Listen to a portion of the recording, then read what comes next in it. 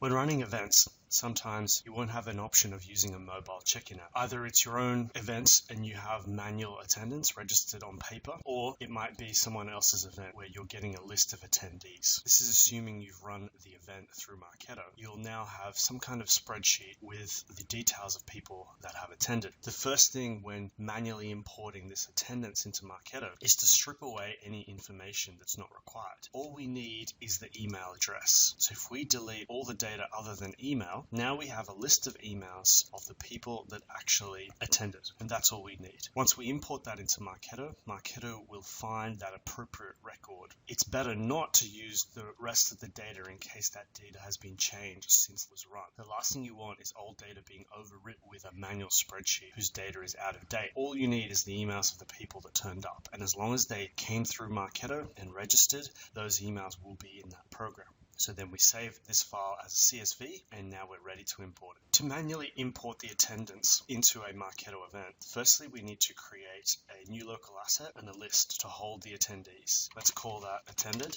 and click create. Now what we're going to do is import that list of emails that we created via CSV into this list. So we're going to go to list actions, import the list, and then click open. You can leave the default settings because we're just loading up a list of emails. Click next. So what we'll need to do at this point in time is only map the email address. So get rid of everything else in case you haven't deleted that from your spreadsheet. We're simply going to ignore all the rest of the data because all we're interested in is the emails of the people that attended. Don't want to accidentally update any of the other data. So there we go. And then we click next. In terms of the revenue stage, you can leave that at none. And then for acquisition program, it'll be the acquisition program of the actual event. So my first event, which is the event we're currently in. That's important. And then click import. Now, once we've imported that list, you'll notice that it's pulled out all the details from those leads just from the email. We're just simply going to select all the leads in that list, go to lead actions, to programs. We're going to change the program status, and we're going to change that program status for this particular event, which is my first event. And then we're going to change the status to attended because that's what we have. We have an attendance record, and then we run now. The next step is to set all those people that did not attend to not attended. So to do that, we're going to create a new smart list in our event, and we're going to call it not attended. This smart list will be fairly simple. All we want is everyone that was registered and that wasn't in the attendance list. So to do that, we're going to use the program status filter, which is member of program. We select the program,